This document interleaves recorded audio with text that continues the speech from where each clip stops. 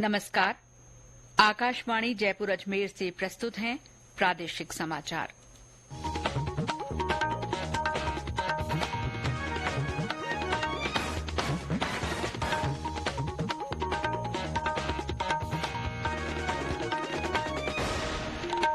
मुख्य समाचार। प्रधानमंत्री नरेंद्र मोदी ने भारतीय ऑटोमोबाइल उद्योग से अमृतकाल के लक्ष्यों को पूरा करने की दिशा में आगे बढ़ने का आग्रह किया। राष्ट्रपति द्रौपदी मुर्मू ने किसान अधिकार वैश्विक संगोष्ठी का उद्घाटन किया। कहा, किसानों के अधिकारों की रक्षा करके हम विश्व के भविष्य को अधिक उज्जवल और समृद्ध बना सकते हैं। उपराष्ट्रपति जगदीप धनखड़ ने अधिवक्ताओं से कानून के प्रति समर्पण भाव से काम करने और परिवादियों को न्याय दिलाने में महत्वपूर्ण भूमिका निभाने का आह्वान किया। और राज्य के पूर्वी हिस्सों में कहीं कहीं मध्यम बारिश।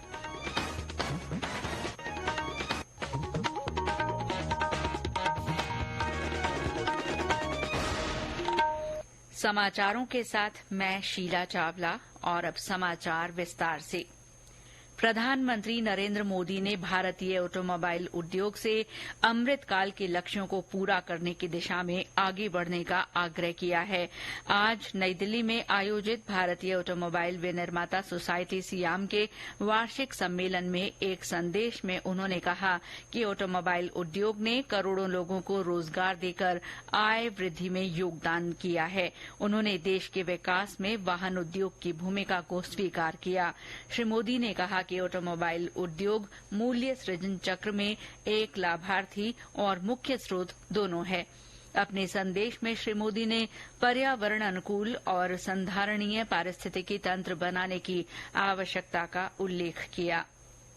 राष्ट्रपति द्रौपदी मुर्मू ने कहा है कि किसान हमारे अन्नदाता हैं, इसीलिए उनके अधिकार की रक्षा और उनके भविष्य को सुरक्षित बनाने की हमारी जिम्मेदारी है। उन्होंने आज नई दिल्ली में किसानों के अधिकार पर पहली वैश्विक संगोष्ठी का उद्घाटन करते हुए कहा कि किसानों के अधिकारों की रक्षा करके हम भविष्य को अधिक उज्जवल और समृद्ध बना सकते हैं। राष्ट्रपति ने कहा कि भारत में पादपों की 45,000 से ज्यादा किस्में और विभिन्न तरह के मसाले हैं। इनका संरक्षण करके हम न केवल मानवता की रक्षा करेंगे बल्कि समूचे विश्व की भी रक्षा करेंगे। उद्घाटन समारोह में कृषि और किसान कल्याण मंत्री नरेंद्र सिंह तोमर भी मौजूद थे। इस कार्यक्रम में विश्व के 59 देशों के विख्यात वैज्ञानिक, किसान और विशेषज्ञ हिस्सा ले रहे हैं। केंद्रीय रसायन और उर्वरक मंत्री मनसुख मांडविया ने किसानों से कहा है कि वे वैकल्पिक खेती पद्धति अपनाएं और धीरे धीरे रासायनिक उर्वरकों का इस्तेमाल कम करें। श्री मांडविया ने आज किसान समृद्धि केंद्रों के प्रतिनिधियों के साथ वर्चुअल रूप में बात करते हुए कहा कि किसानों से संबंधित सभी मुद्दों के समाधान के लिए किसान समृद्धि केंद्र वन स्टॉप शॉप के रूप में काम कर रहे हैं।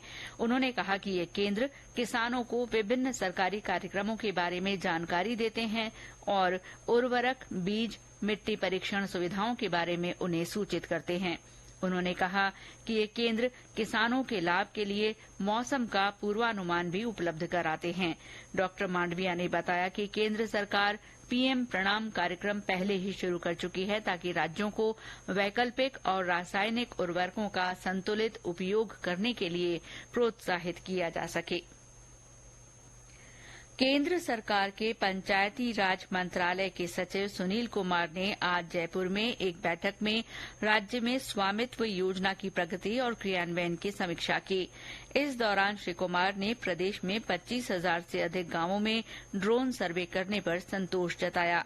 उन्होंने कहा कि इस योजना का वास्तविक मकसद डिजिटल रिकॉर्ड तैयार करने के साथ ही योजना में निर्मित नक्शों और डेटाबेस को विकास कार्यों की योजना बनाने में उपयोग किया जाना है।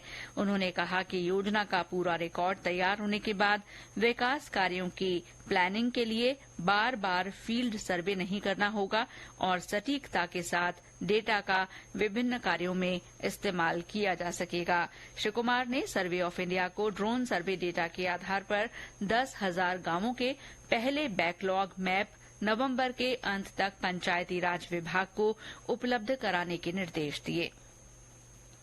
ये समाचार आकाशवाणी जयपुर अजमेर से प्रसारित किए जा रहे हैं। समाचारों में आगे बढ़ने से पहले एक विशेष सूचना।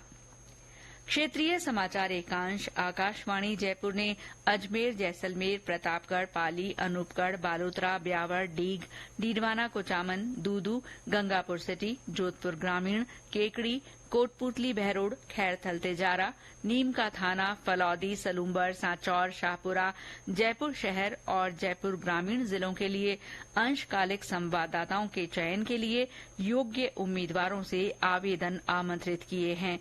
आवेदन जमा कराने की आखिरी तारीख 15 सितंबर है। इच्छुक अभ्यर्थी www.newsonair.gov.in पर वैकेंसीज में जाकर आवेदन का प्रारूप प्राप्त कर सकते हैं।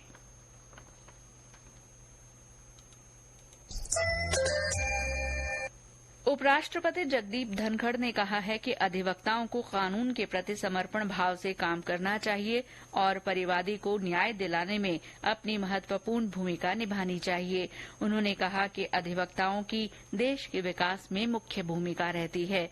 उपराष्ट्रपति ने आज भरतपुर में बार एसोसिएशन सभागार में न्यायिक अधिकारियों और अधिवक्ताओं से संवाद किया। उन्होंने जम्मू कश्मीर की वर्तमान स्थिति का जिक्र करते हुए कहा कि पहले वहां हालात खराब थे, लेकिन अब वहां धारा 370 हटने से शांति बनी हुई है। उन्होंने कहा कि भारत कृषि प्रधान देश है और अब किसान खुशहाल हैं और तरक्की कर रहे हैं। श्री धनखड़ ने कहा कि जब किसान की तरक्की होती है तो देश का विकास होता है। बाद में उन्होंने सरसों अनुसंधान निदेशालय पहुंचकर किसान छात्रावास का पूजा अर्चना कर लोकार्पण किया और पौधारोपण किया। उपराष्ट्रपति ने शहर के लक्ष्मण मंदिर पहुंचकर पूजा अर्चना कर देश में खुशहाली की कामना की। श्री धनखड़ ने महारानी श्रीजया महाविद्यालय और आरडी गर्ल्स कॉलेज के छात्रों के साथ संवाद भी किया। इससे पहले उपराष्ट्रपति के भरतपुर पहुंचने पर तकनीकी शिक्षा राज्य मंत्री डॉ सुभाष गर्ग ने उनकी अगवानी की। इस मौके पर सांसद रंजीता कोली के अलावा जिला प्रमुख जगत सिंह, पूर्व सांसद दिव्या सिंह, भाजपा के प्रदेश महामंत्री भजन लाल शर्मा और अन्य जनप्रतिनिधि मौजूद रहे। वहीं उपराष्ट्रपति का धौलपुर और करौली का प्रस्तावित दौरा आज मौसम खराब होने की वजह से रद्द करना पड़ा। कोटा में आज हेरिटेज चंबल रिवर फ्रंट का उद्घाटन स्वायत्त शासन मंत्री शांति धारीवाल और विधानसभा अध्यक्ष डॉ सीपी जोशी की मौजूदगी में किया गया। ये रिवर फ्रंट तकरीबन 1400 करोड़ रुपए की लागत से चंबल नदी के दोनों छोर पर विकसित किया गया है। इस दौरान विधानसभा अध्यक्ष ने कहा कि शहरी विकास का बेहतरीन उदाहरण राजस्थान के कोटा में एक मिसाल के तौर पर देखा जा सकता है। उन्होंने सभी विधायकों से अपने अपने क्षेत्र में विकास कार्य करवाने का आह्वान किया। भाजपा के राष्ट्रीय महासचिव और सांसद राज्यवर्धन राठौड़ ने कहा है कि कानूनों की धज्जियां उड़ाकर हजारों करोड़ रुपए खर्च कर कोटा रिवर फ्रंट तैयार किया गया है। आज भाजपा कार्यालय में प्रेस वार्ता को संबोधित करते हुए श्री राठौड़ ने कोटा रिवर फ्रंट, बिजली कटौती और कानून व्यवस्था के मुद्दे पर राज्य सरकार को घेरा। उन्होंने कहा कि राष्ट्रीय हरित प्राधिकरण और सुप्रीम कोर्ट के आदेशों के विपरीत रिवर फ्रंट बनाया गया, इसी कारण मुख्यमंत्री उसका उद्घाटन करने नहीं गए। उन्होंने ये भी दावा किया कि नियमों की अनदेखी करके ही अजमेर में 7 वंडर्स तैयार किया गया और अब उसे तोड़ने के आदेश हो गए हैं। यही सरकार में यही मंत्री और धरने पे बैठ रहे अपनी सरकार के खिलाफ, जो खुद बिजली के अंदर चोरी कर रही है। और इसमें भी एक और मजाक या भद्दे मजाक की बात यह है कि जो अधिकारी, जिस अधिकारी को इन्होंने सर्वश्रेष्ठ अधिकारी का पुरस्कार दिया, उसी अधिकारी को 2 हफ्ते बाद सस्पेंड कर दिया। राजस्थान सरकार की विश्वसनीयता इतनी कम हो गई है कि इनको कोई खुले बाजार में क्रेडिट पे बिजली भी नहीं दे रहा। श्री राठौड़ ने कहा कि कांग्रेस सरकार की कथनी और करनी में अंतर है। प्रदेश में उपभोक्ताओं से सभी तरह के सरचार्ज वसूले जा रहे हैं, लेकिन बिजली नहीं मिल रही है। उन्होंने कहा कि राज्य के 23 थर्मल प्लांट में से 12 प्लांट बंद पड़े हैं। केंद्र सरकार ने 18,80,000 टन कोयला राज्य सरकार को आवंटित किया हुआ है, लेकिन राज्य सरकार उसे उठा नहीं रही है। उन्होंने कहा कि इसके कारण बिजली कंपनियों को 8 से 18 रुपए प्रति यूनिट तक बिजली खरीदनी पड़ रही है। प्रदेश में विधानसभा चुनावों के मद्देनजर राज्य निर्वाचन विभाग की ओर से व्यापक तैयारियां की जा रही हैं। इसी क्रम में आज राज्य निर्वाचन आयुक्त मधुकर गुप्ता बाड़मेर जिले के दौरे पर रहे। इस दौरान उन्होंने जिला निर्वाचन अधिकारी के साथ चुनावों को लेकर महत्वपूर्ण बैठक की। चुनाव विभाग की ओर से मीडिया कर्मियों को निर्वाचन संबंधी विषयों से अवगत कराने के लिए आज जयपुर में कार्यशाला का आयोजन किया गया। कार्यशाला में मुख्य निर्वाचन अधिकारी प्रवीण गुप्ता ने मीडिया कर्मियों से निर्वाचन विभाग के विभिन्न नवाचारों के बारे में चर्चा की। उन्होंने कहा कि पेड और फेक न्यूज पर नियंत्रण के लिए सभी जिलों और राज्य स्तर पर media certification and monitoring committee का गठन होगा। जोधपुर में विधानसभा चुनावों को लेकर पुलिस कमिश्नरेट ने अपना एक्शन प्लान तैयार कर लिया है।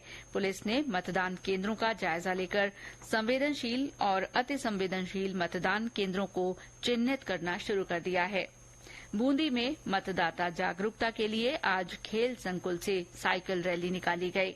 अलवर में स्वीप कार्यक्रमों के तहत घर घर जाकर लोगों को वोट डालने के लिए प्रेरित किया जा रहा है। और अब मौसम। राज्य में पूर्वी हिस्सों में कहीं कहीं मध्यम बारिश हुई है। बारां में आज 1.5 घंटे तक हुई तेज बरसात से खेतों में पानी भर गया। साथ ही नदी नालों में भी पानी आया है। बूंदी में भी आधे 1 घंटे तक हुई बारिश से कई जगह पानी भर गया। जयपुर में कहीं कहीं बौछारें पड़ी। उदयपुर में करीब 1 घंटे तक बारिश हुई। इस बीच मौसम विभाग ने आज भरतपुर, कोटा, उदयपुर और जयपुर संभागों में कुछ स्थानों पर हल्की से मध्यम बारिश की संभावना जताई है। और अंत में मुख्य समाचार एक बार फिर। प्रधानमंत्री नरेंद्र मोदी ने भारतीय ऑटोमोबाइल उद्योग से अमृतकाल के लक्ष्यों को पूरा करने की दिशा में आगे बढ़ने का आग्रह किया है। राष्ट्रपति द्रौपदी मुर्मू ने किसान अधिकार वैश्विक संगोष्ठी का उद्घाटन करते हुए कहा कि किसानों के अधिकारों की रक्षा करके हम विश्व के भविष्य को अधिक उज्जवल और समृद्ध बना सकते हैं। उपराष्ट्रपति जगदीप धनखड़ ने अधिवक्ताओं से कानून के प्रति समर्पण भाव से काम करने का आह्वान किया है। और प्रदेश के पूर्वी हिस्सों में कहीं कहीं मध्यम बारिश हुई है। इसके साथ ही प्रादेशिक समाचार बुलेटिन समाप्त हुआ। नमस्कार।